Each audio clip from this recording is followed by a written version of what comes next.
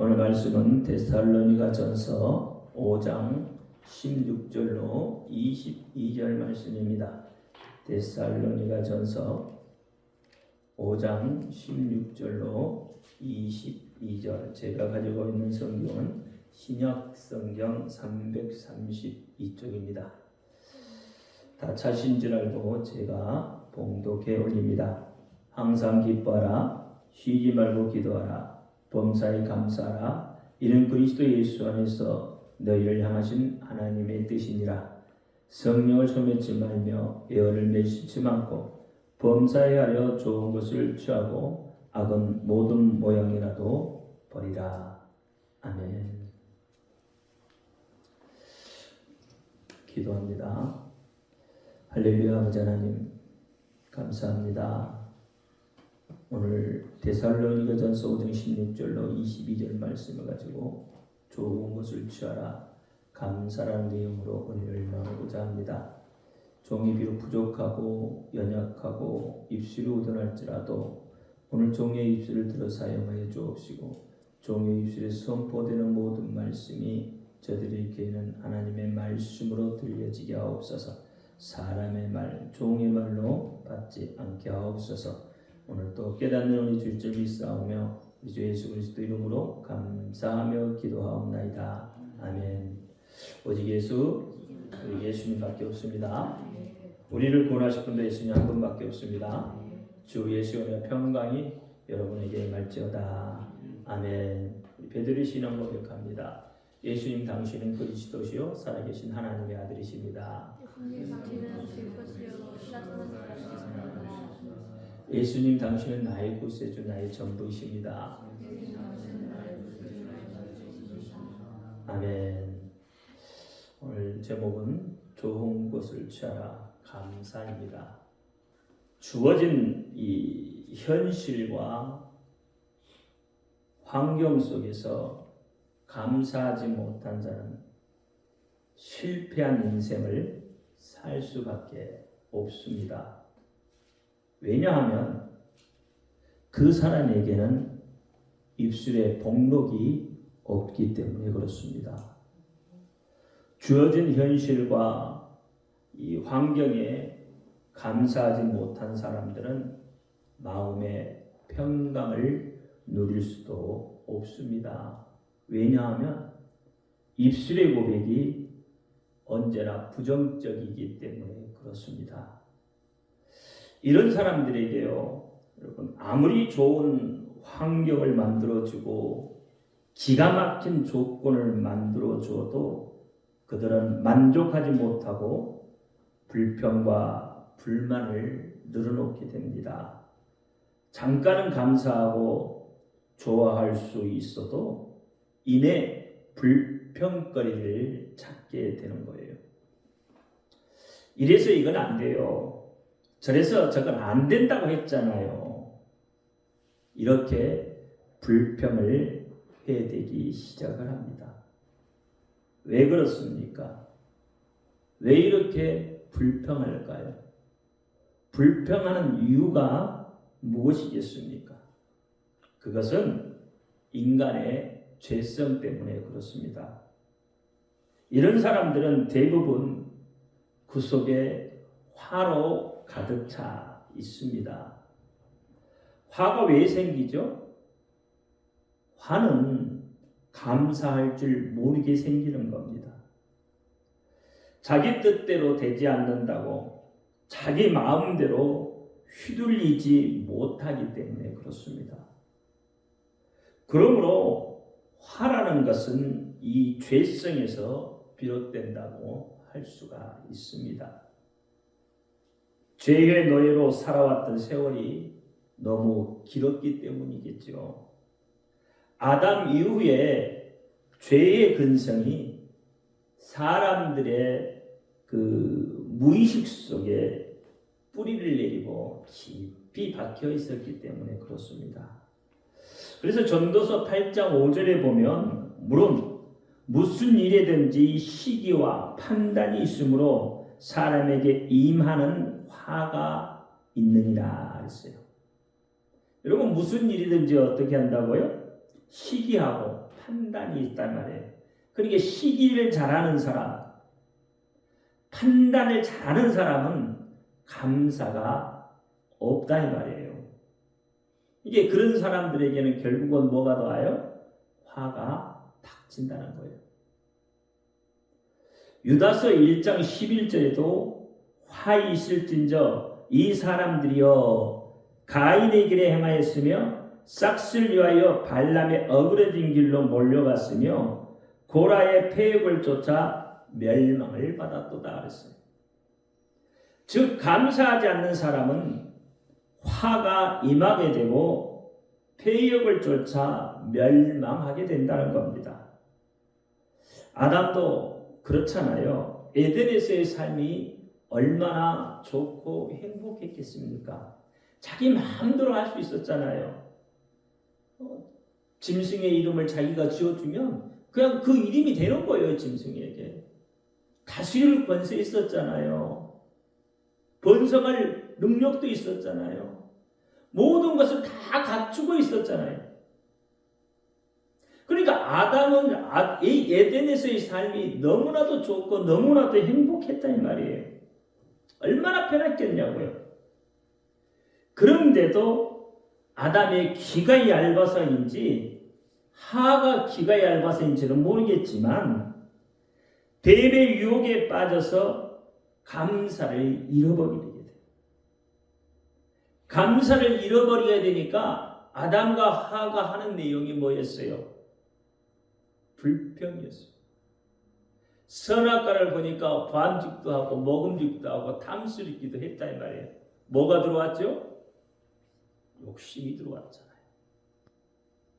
불평이 들어왔다 이 말이에요. 불만이 들어왔다 이 말이에요. 그러니까 어떻게 해요? 감사를 잃어버렸다 이 말입니다. 그래서 불만거리를 찾다가 하나님처럼 되고자 교만해져 버렸어요. 그 결과 어떻습니까? 그렇게 살기 좋았던 그 에덴에서 쫓겨나게 됩니다.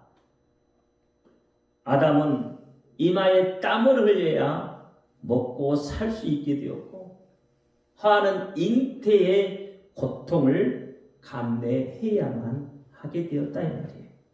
이 모든 것이 어디서 비롯돼요? 감사를 잃어버린 데서부터 비롯되었다 이 말입니다. 디모데전서 4장 2절에 자기 양심이 화인 맞아서 외식함으로 거짓말하는 자들이다 그랬어요. 그러니까 감사하지 못한 자들은 그 마음이 어떻게 했다고 화인을 맞은 자와 같다는 거예요. 그래서 양심의 화인을 맞으니까 어떻게 해요? 거짓말을 일삼게 되는 거예요. 마태복음 18장 7절에도 실족해 하는 일들이 있음을 인하여 세상에 화가 있도다. 실족해 하는 일이 없을 수는 없으나 실족해 하는 그 사람에게는 화가 있도다. 그래서 이 말들을 여러분 잘 생각해야 돼요. 감사하지 못한 자들은 상대방을 힘들게 하고 마음을 상하게 하고 넘어지게 만드는 사람들이라는 거예요. 그러니까 이런 사람들은 분명히 화가 따르게 된다는 거예요. 왜 힘들게 하죠? 감사를 잃어버렸기 때문에 그렇다는 거예요. 그러니까 이런 사람들이 어떻게 그 입술에 고백이 감사가 있을 수 있겠느냐는 거예요. 이런 사람들은 감사할 조건을 찾기보다는 불평거리, 불만거리가 더 찾기 쉬운 법입니다. 무엇 때문이라고요? 인간 속에 내재되어 있는 그 죄성 때문이라고 말씀을 드렸어요. 그러니까 인간은요, 좀 더 쉬운 방법, 그 방법을 택하게 되어 있다 이 말이에요. 여러분 사는 것이 쉽겠습니까? 죽는 것이 쉽겠습니까? 무슨 일이 안 되면 사람들은 어떻게 해요? 죽겠다는 말부터 하게 된다 이 말이에요. 그것이 뭐 때문에요? 감사가 없기 때문에요. 사실 불평거리를 찾기 시작하면요, 여러분 모든 것이 다 불평거리고 불만스러운 것들 뿐입니다. 이 세상에 여러분 만족이라는 게 어디가 있겠어요? 텅 빈 자신의 내면을 채울 수 있는 것이 이 세상에는 아무것도 없습니다. 텅 빈 자신의 내면을 들여다보고 채울 수 있는 것은 오직 예수님밖에 없습니다. 그러므로 내면에 예수가 없는 사람은 감사할 수가 없는 거예요. 예수가 없는 사람이 어찌 감사라는 뜻을 알 수가 있겠느냐 이 말이죠. 감사 속에 감추어진 하나님의 그 거룩한 뜻을 깨달을 수 있겠습니까? 고마움을, 그 감사함을 표현할 수 있는 방법을 그들이 어떻게 알 수 있겠느냐 이 말이에요. 감사는 하나님의 뜻이라고 본문에서 말씀하고 있어요. 18절 말씀에 보니까 범사에 감사라, 이런 그리스도 예수 안에서 너희를 향하신 하나님의 뜻이다, 이렇게 이야기해요. 여러분, 감사는 또한 하나님의 명령이기도 합니다. 오죽했으면 오늘 본문 말씀에 성령을 소멸할 수 있는 근거가 감사를 잃어버린 데서부터 온다고 말씀을 하고 있다 이 말이에요. 골로새서 3장 12절부터 17절까지요. 그러므로 너희는 하나님의 택하신 거룩하고 사랑하신 자처럼 긍휼과 자비와 겸손과 온유와 오래 참음을 옷 입고, 누가 네게 합의가 있거든 서로 용납하여 피차 용서하되 주께서 너희를 용서하신 것과 같이 너희도 그리하고, 이 모든 것 위에 사랑을 더하라. 이는 온전하게 매는 띠니라. 그리스도의 평강이 너희 마음을 주장하게 하라. 평강을 위하여 너희가 한 몸으로 부르심을 받았나니 또한 너희는 감사하는 자가 되라.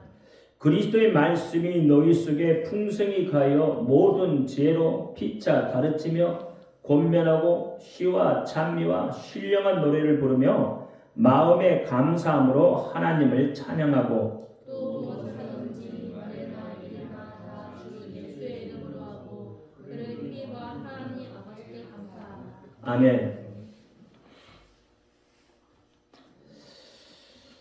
이 골로새서 3장 12절부터 17절 말씀을 우리가 이렇게 묵상을 보면 15절부터 17절 말씀에 보면 연속적으로 들어가 있는 단어가 있어요.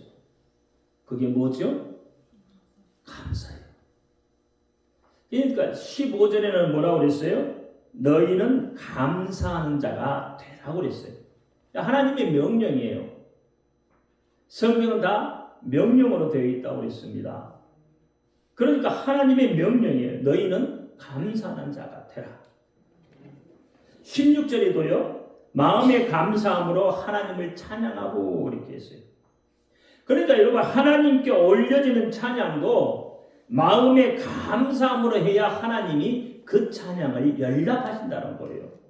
마음의 감사함이 없이 하는 찬양, 하나님이 연락하지 않는 찬양이 되는 거예요.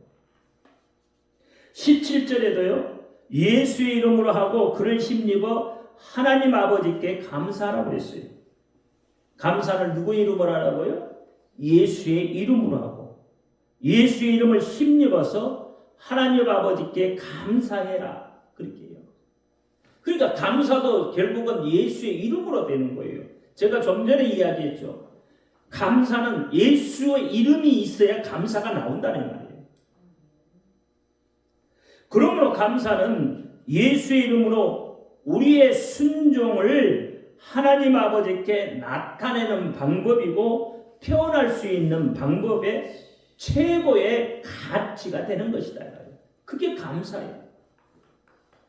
감사는 우리의 영혼 육을 더 풍성하게 하는 능력을 가지고 있어요. 또한 감사는 우리의 마음과 생각을 지킬 수 있는 것이 감사입니다. 빌립보서 4장 6절과 7절 말씀에 보니까 아무것도 염려하지 말고 오직 모든 일에 기도와 간구로 너희 구할 것을 감사함으로 하나님께 아뢰라. 그리하면 모든 지각에 뛰어난 하나님의 평강이 그리스도 예수 안에서 너희의 마음과 생각을 지키시리라 그랬어요. 그러니까 우리의 마음과 생각을 지키는 것은 결국은 뭐예요? 감사라는 거예요. 예수 그리스도 안에서 마음과 생각을 지키고 하나님과 교통할 수 있는 것, 그것이 감사입니다. 그러므로 감사는 곧 기도하고 같은 거예요. 사실 아무런 대가를 치르지 않고 무언가를 받았을 때 감사하는 것이 나오게 되죠. 그러니까 진정한 감사는 자신의 일한 것에 대해서 당연히 받아야 할 싹스로 여기지 않는 거예요. 받은 것에 대해서 자신의 공로를 인한 것이 아님을 기꺼이 인정할 수 있는 것. 그래서 그것을 나타내고 표현해내는 것이 의라 이 말이에요. 그러니까 의는 곧 감사하고 같은 것이다 이 말이에요. 이걸 역으로 생각해 보면 감사를 당연히 받아야 할 싹스로 생각하는 자는 입술에 감사는 할지라도 그것은 진짜 감사가 아니라는 거예요. 그냥 싹신 것이죠. 여러분, 세상에 관심을 가지고 영적인 것에는 무감각한 종교인들이나 세상 유혹을 쫓아가는 그 타락한 심령들은 감사할 수가 없습니다. 왜냐하면 아무리 좋은 것을 줘도 아무리 많은 것을 나누어 줘도 만족할 수 없기 때문에 그렇습니다. 오히려 그들은 더 갖겠다고 욕심을 부리며 불만을 쏟아놓게 되기 때문에 그렇습니다. 그래서 로마서 1장 21절에 하나님을 알되 하나님으로 영원롭게도 아니하며 감사치도 아니하고 오히려 그 생각이 허망해지며 미련한 마음이 어두워졌나니라고 말을 해요. 하나님을 알면서도 하나님의 은혜를 알면서도 감사하지 않는 마음을 뭐라고요? 미련한 마음이라는 거예요. 미련한 마음이 더 어두워졌다는 거예요. 그러니까 여러분, 감사가 어디서 나와요? 마음과 생각에서 나온다는 것을 우리가 알 수 있게 되잖아요. 그러면 성도의 감사는 어떤 것이겠습니까? 그리스도 예수 안에서 하나님의 뜻을 이루는 가장 원초적이며 기본적인 것이 바로 감사입니다. 이 감사는 단순한 입술의 고백뿐만 아니라 하나님의 백성으로서의 하나님의 뜻을 이루며 살아가는 것입니다. 그러니까 오늘 본문은 이 좋은 것을, 이 좋은 감사를 취할 수 있는 방법을 우리에게 말해요. 마음과 생각을 정하게 하라는 거예요. 하나님의 뜻을 이루며 살아가는 거예요. 그러면 여러분, 하나님의 뜻이 무엇이에요? 거룩합니다. 데살로니가전서 4장 3절에 하나님의 뜻은 이것이니 너희의 거룩함이다.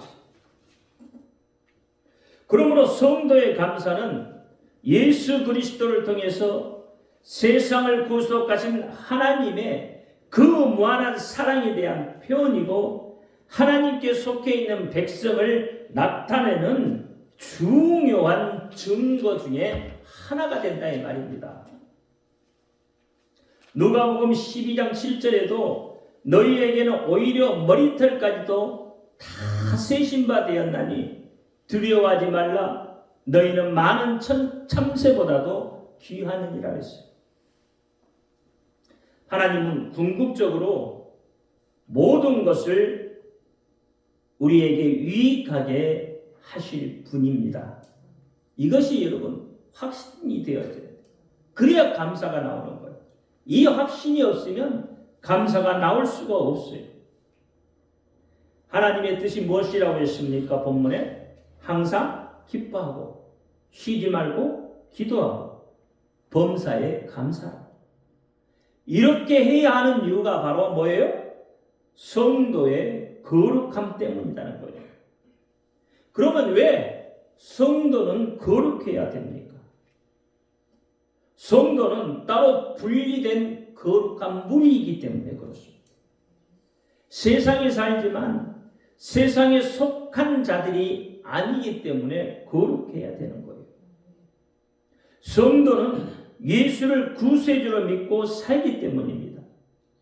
우리의 주인 되신 하나님의 이름, 예수의 이름, 성령의 이름 대신 예수, 그 이름을 더럽힐 수 없기 때문입니다.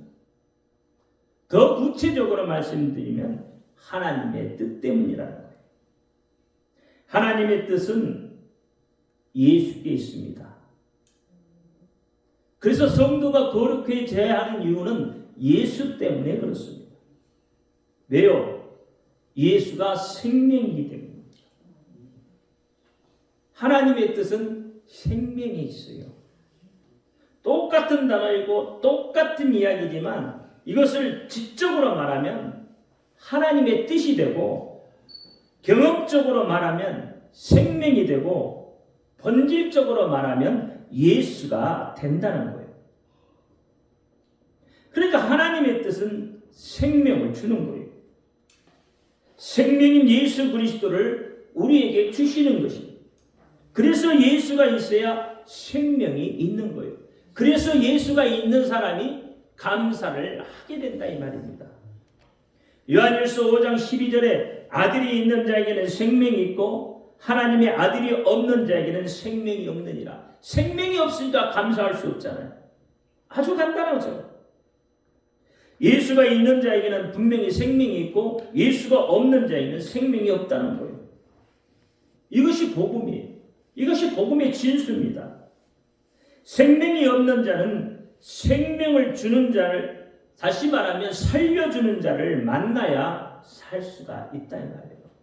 생명을 주는 자, 다시 말하면 살려주는 자, 예수 그리스도를 만나야 사는 거예요. 예수의 이름은요, 모든 것을 다 덮고도 남음이 있는 그런 이름이에요. 여러분, 예수의 크기를 한번 생각해 보셨느냐 이 말입니다. 예수가 지금 이 자리에 가득 찰 수 있습니다. 예수의 이름이 이 자리에 가득 찰 수 있어요. 여기만 차겠습니까? 이 땅을 차고도 남죠.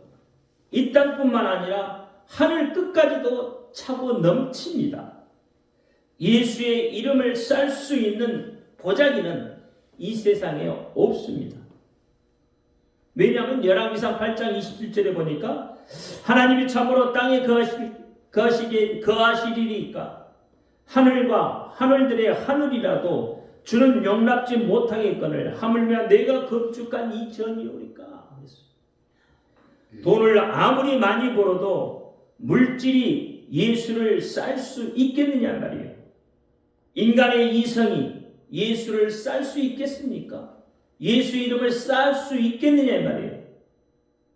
인간의 이성을 예수라는 말만 들으면요, 거부하고 분석하고 해석하고 판단하는 거예요. 이스라엘은 예수의 이름만 들으면 경기를 일으킨다고 하잖아요. 그런데 인간의 이성이라고 하는 그 조그만 보자기가 예수님을 어떻게 쌀 수 있겠어요? 예수의 이름을 어떻게 그들이 쌀 수 있겠느냐 말이에요. 예수님은, 예수의 이름은 모두를 쌀 수 있는 보자기입니다. 천하 모든 만물을 싸고도 남는 이름입니다. 예수가 오셔서 저와 여러분을 통째로 싸서 주시려고 하는 것, 그것이 생명이라는 거예요. 그러니까 복음의 목적이 생명에 있다고 선포하는 겁니다. 영원히 죽을 수밖에 없던 우리에게 생명을 주시겠다는 거예요. 생명을 주시되 어떻게 해요? 영원히 가질 수 있는 생명을 주시겠다는 거예요.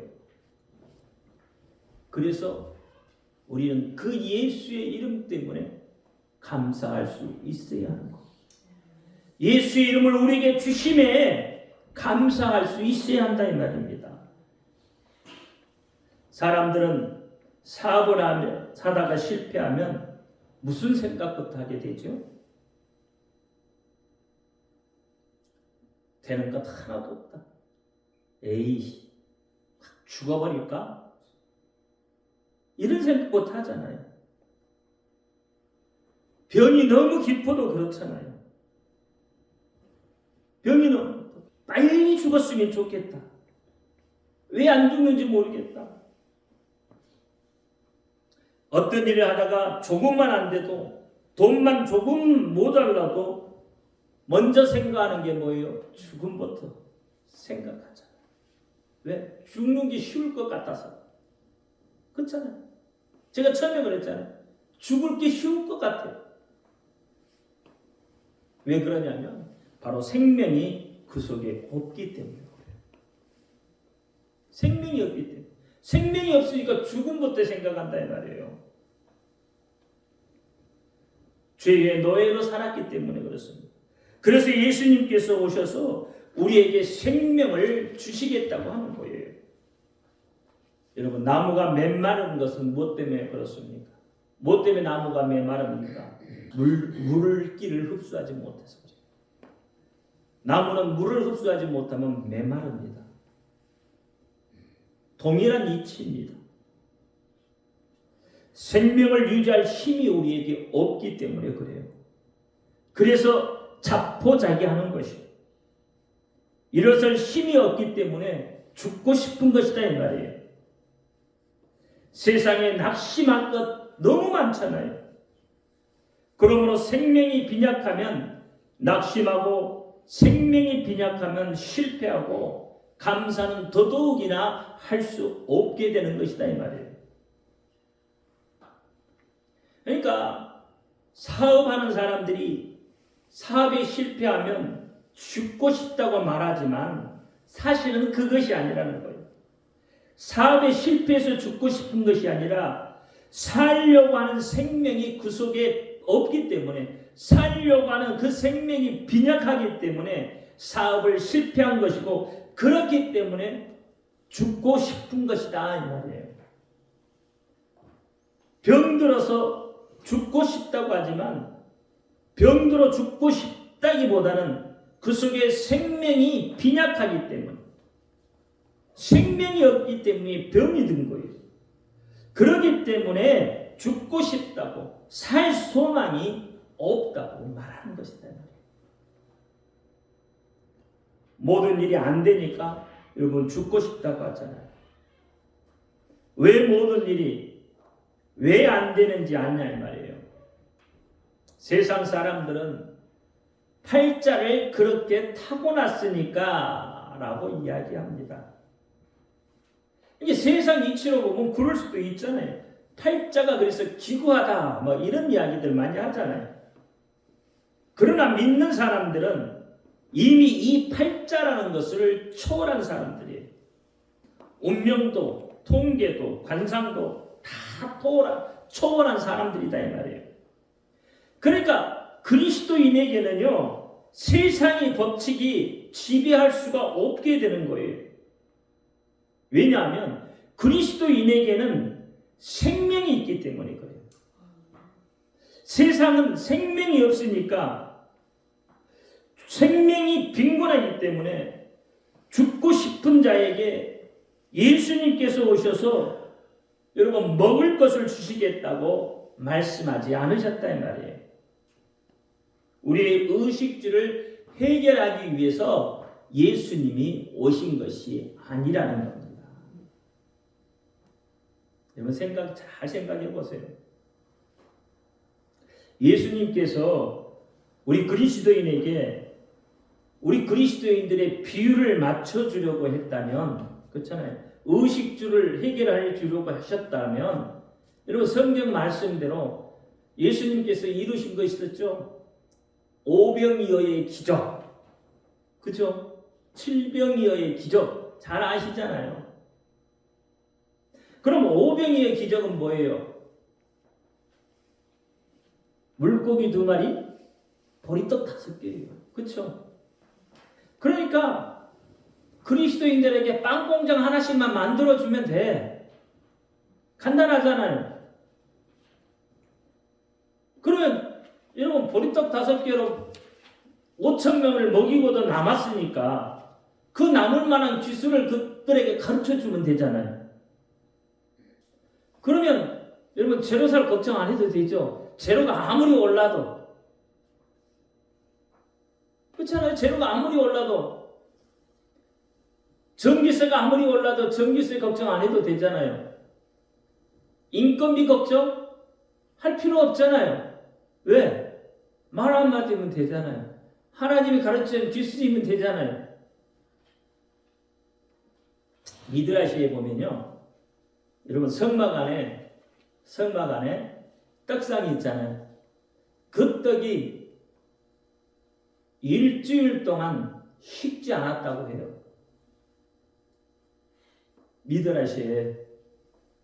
여러분 성막 안에 따뜻한 떡을 올려놨는데 일주일 동안 그 떡이 식지를 않았다니까요. 먹을 때마다 따뜻했다니까요. 갓 나온 빵처럼 따뜻했다니까요. 여러분 빵 구워놓고 나오면은 금방 식잖아요. 한 2-3시간 지나면 차가워지잖아요. 근데 일주일 동안 안 식었어요. 그 기술을 하려고요. 독일 병사들이 전쟁을 일으키고 유대인들에게 그 기술을 알려고 그렇게 했는데 결국은 못 알아냈다고 하잖아요. 그러니까 빵 만드는 기술 하나만 가르쳐줘도 식지 않는 기술 하나만 가르쳐줘도 여러분 평생 먹고 살 걱정 안 해도 되잖아요. 물이 포도주로 변하는 기술을 가르쳐 주셨다면 얼마나 좋았겠습니까? 물 하나로 맛있는 포도주를 만들었으니까 여러분 그것처럼 좋은 가성비가 어디가 있느냐 이 말이에요. 예수님은 우리에게 이런 걸 말씀하지 않으셨어요. 그런데 우리 그리스도인들은 뭘 바라보고 있습니까? 그걸 바라보고 있잖아요. 예수님은 우리에게 생명을 주시겠다고 말씀하고 있어요. 모든 인간들이 사업에 실패하고 낙심하고 병들고 좌절하는 것 모두가 그 속에 생명이 빈곤하기 때문에 오는 것입니다. 예수님, 예수 이 두 글자 그 이름 속에 있는 생명을 주되 풍성히 주고 넉넉하게 주고 넘치게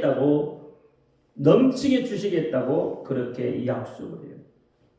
그러니 우리가 어떻게 감사하지 않을 수 있겠습니까? 예수, 우리가 그 이름을 부르고 그 이름을 영접하고 그 이름을 외치면 우리 안에 생명이 풍성해진다. 우리 속에 있는 병이 죽어가기 시작을 하고 병이 시들시들해져서 없어져 버린다는 거예요. 예수 이름이 내 속에 들어오면, 예수의 생명이 내 속에 들어오면 바로 근심이 죽어버리고 낙심이 좌절이 죽어버린다는 거 말이에요. 그러니까 예수 그 이름 속에 이 모든 것들이 다 들어있는 거예요. 여러분이 바라고 원하는 모든 것들이 예수 이름 속에 다 들어있어요. 그런데 어떻게 감사하지 않을 수 있겠습니까? 우리에게 예수 이름을 주심에 얼마나 감사하고 또 감사해야 하는지 말입니다.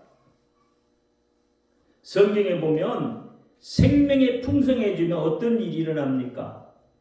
중풍병자가 침상을 그냥 벌떡 들고 일어나가잖아요. 그렇잖아요. 예수님이 용서하시니까 예수님을 만나자마자 들고 왔던 그것을 주섬주섬 들고 나가잖아요. 예수님은 생명을 주시되 풍성히 주십니다. 생명을 풍성히 주시려고 오신 분이에요. 예수의 생명이 들어가니까 남에서부터 걷지 못했던 자가 어떻게 해요? 바로 걸어졌잖아. 근가는 내게 없으나 내게 있는 것 곧 나사렛 예수 이름은. 그러니까 어떻게 해요? 한 번도 걸어보지 못한 그가 벌떡 일어나 걷게 되잖아요. 예수의 생명을 받아들이면 즉시 걷게 된다 이 말입니다. 예수의 생명을 받아들이면 죽은 자가 살아난다 이 말이에요. 여러분 이 말씀이 믿어졌으면 좋겠어요. 이런 이야기들이 성경 속의 이야기들로만 여러분 이해하면 안 된단 말이에요. 성경 속의 이야기들로만 듣지 마시라 이 말이에요. 기어코 예수를 내가 시인하고 시인하면 좋겠다 이 말이에요.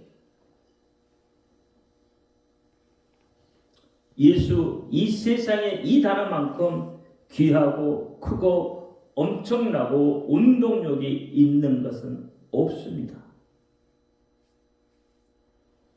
여러분 이것저것 세상 방법 동원하려고 하지 마시고 예수님을 찾으십시오. 예수님을 부르세요. 예수의 이름을 부르십시오. 예수 이름을 외치고 예수 이름을 부르십시오. 집에 가면서 예수 부르시고 또 부르세요. 그 농축된 단어가 하나님이 창세 전부터 우리를 향하신 그 모든 뜻이 예수라는 단어 안에 여러분 속에 들어가면, 그 단어가 여러분 속에 들어가면, 그 예수가 여러분을 온전히 지배하면 인생의 변화가 찾아오게 되는 거예요. 여러분의 삶에 영적인 감각을 유지하시려면 예수의 이름을 많이 부르고 감사하시기 바랍니다. 이 감사를 생활화할 수 있어야 됩니다. 오늘 본문에 보니까 범사에 감사라고 하잖아요. 그럼 범사라는 것은 어느 때입니까? 온갖 것에 전부 언제 무엇이든지 언제든지 누구에게든지 감사하는 거예요. 여러분의 삶이 감사가 넘쳐 나기를 바랍니다.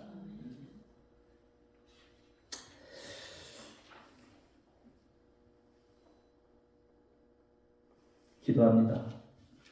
할렐루야. 아버지 하나님 감사합니다. 오늘 감사에 대해서 은혜를 나눴습니다. 우리에게 생명 주심에 감사할 수 있는